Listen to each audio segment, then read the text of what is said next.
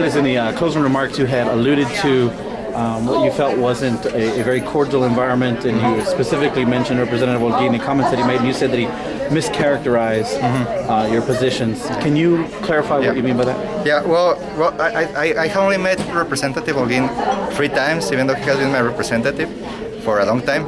And it's through this process of the elections, and I think he makes some judgments on what I think or what I believe, just based on the episodes forum last week.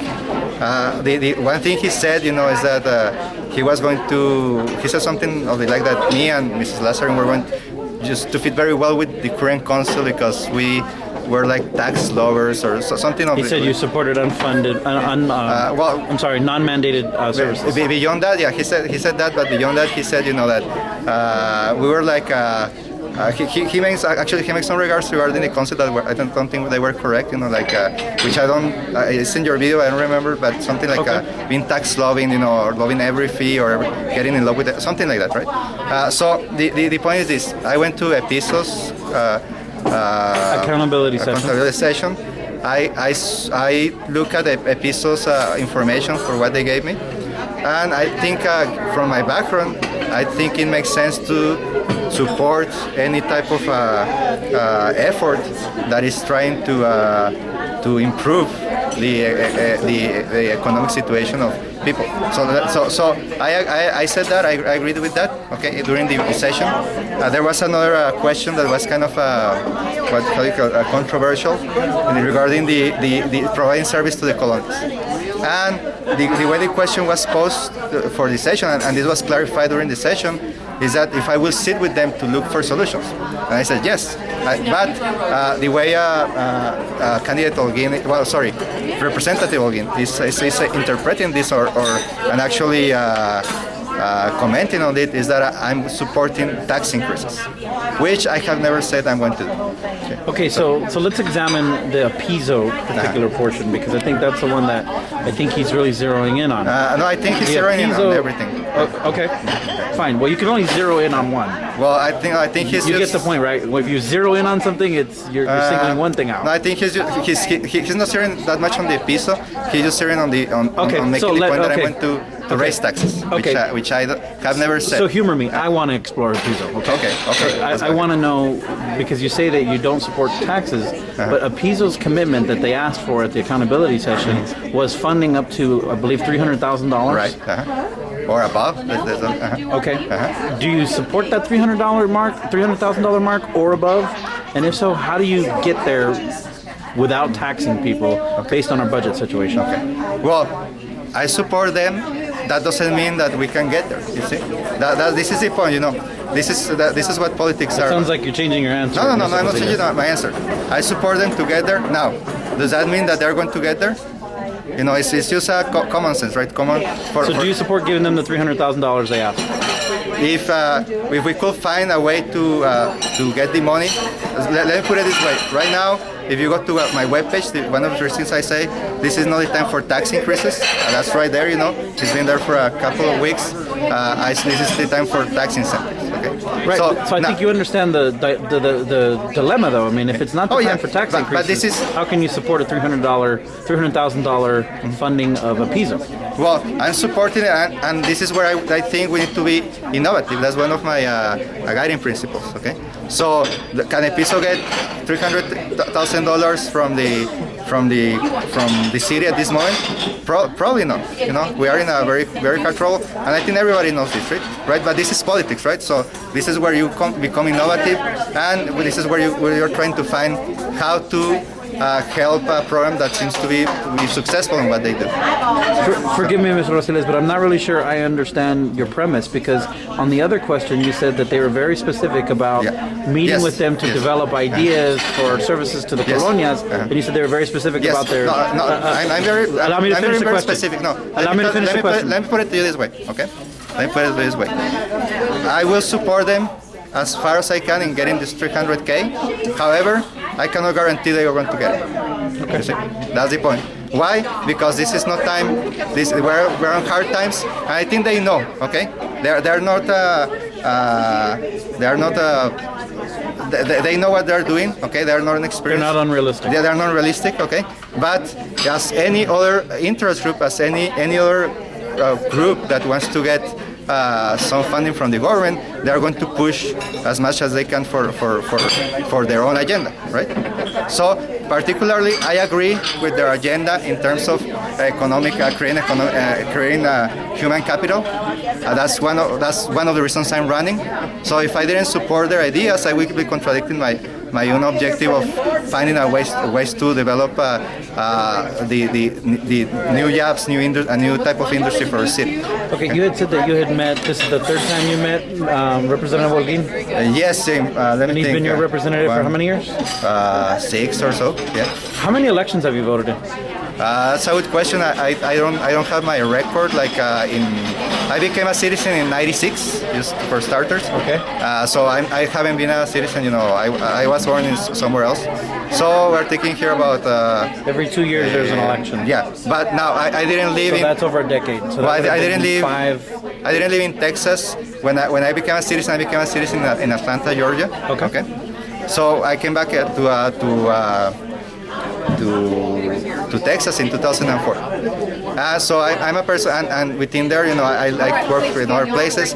So I've been a very mobile person. Okay. So when you are moving around, okay, sometimes it is impossible or not possible for you to get to vote at all elections. But Fair enough, but you said he's been your representative for 6 years.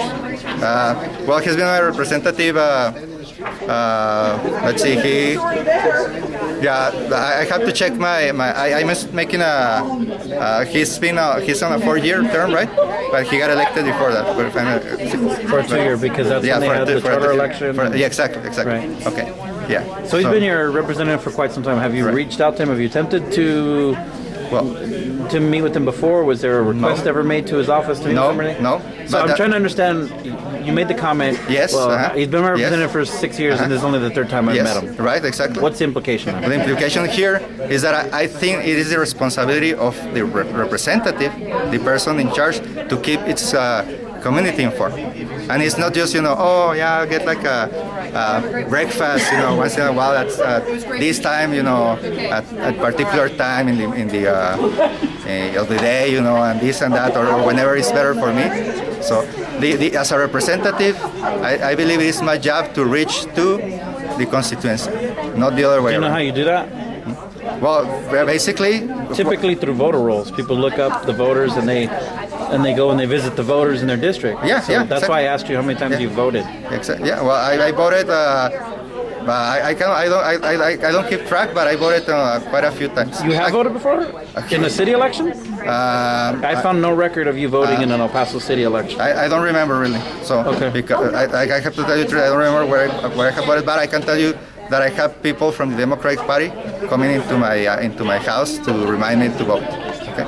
So that's all. So you got on the radar somewhere. So you must have voted somewhere. Yeah, but again, I'm telling you, I'm a person who has been mobile, okay? Sure. And a person that, due to my job that travels a lot, goes out of the city a lot. Sure. So if I miss some elections, I probably miss them, and and I don't think I don't have 100% I should be record. I've missed chastised for elections. that because I can tell you, at least I know for the presidential elections, for the governor elections, I have tried to. But in due respect, you're not running for president or, Oh, no. or state. You're running for municipal elections. That's fine. That's fine. So, but you're asking me if I voted, right? Yeah. I'm telling you, I do. But not in a city election. But I cannot recall at this moment, and I don't feel that should be an issue. You see? Okay. Tell me what it should be an issue. People might say, if you've never taken an active role in city government previously, it goes to whether or not you're experienced, whether or not you're ready for the job. If you've never voted previously in a city election, people might question, well, how really dedicated is this person in the community if he hasn't voted in those elections? Oh well, if that's the question, how dedicated I have been at UTEP for the last almost 7 years. Okay. And really, for me, that's the most beautiful type of service I can do, bringing up students, many of them who came out with any hope, and seeing them go all the way through getting their degree. That's a service, that for me is one of the greatest things I see out of my job.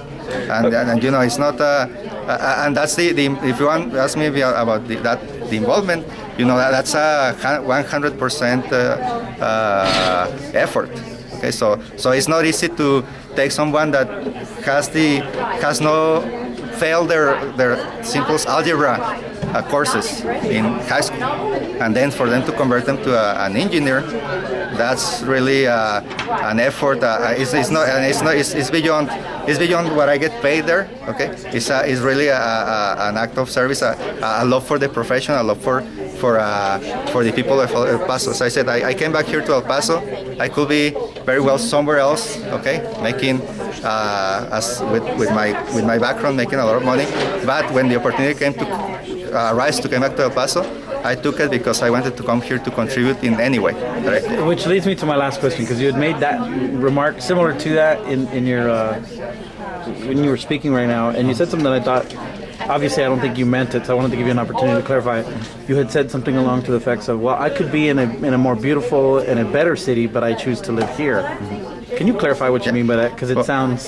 Yeah, well, I don't know if I say beautiful, okay, so I have to check, but if let's say, let me put it this way. It sounds like a slide on El Paso, the way you said it. Well, certainly it was not meant to be that way, but I meant is that basically better city means for me having the jobs that we can provide to our graduates, so they don't have to go away. Okay, so you have a city that doesn't have those types of jobs.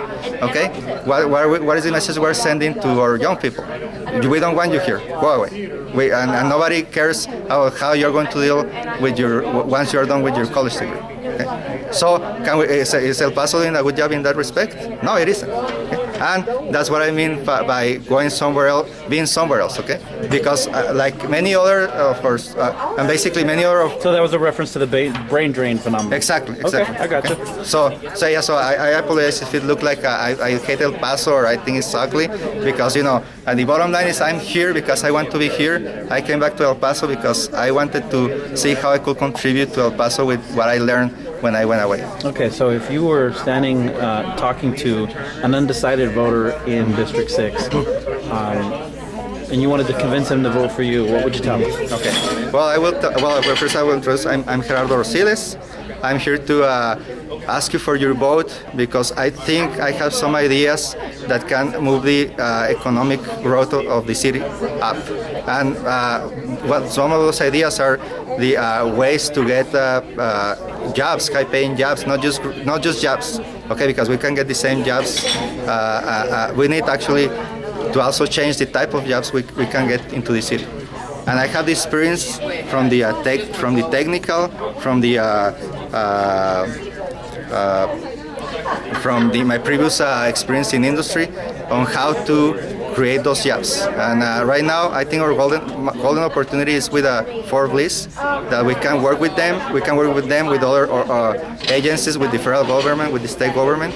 We can work with them into creating a research program at Forbes that we generate, first attract the big names like Northrop Grumman, Raytheon, you name it, and then create what we know as create programs that are known as SBIRs and STTRs, that are basically small business small business grants to develop high-tech companies, and also. Finally, I am committed, okay, to be your representative in something that I have called maximal real-time representation and information flow. So I want to keep you informed. I'm not going to keep you in the dark on many of the issues that are happening, and I'm going to be and this can be. I believe this can be done through the use of the modern technologies that we have, or the web technologies, the social networking technologies, and in this way I can get your feedback, I can get you informed. You don't have to go For instance, I've been having to go to hoops and webpage and calls in order to or visit city hall just to get information about certain issues because the information is not out there. Okay? So, as a city representative, I wanted to create a hub for you to understand what is going on in the city.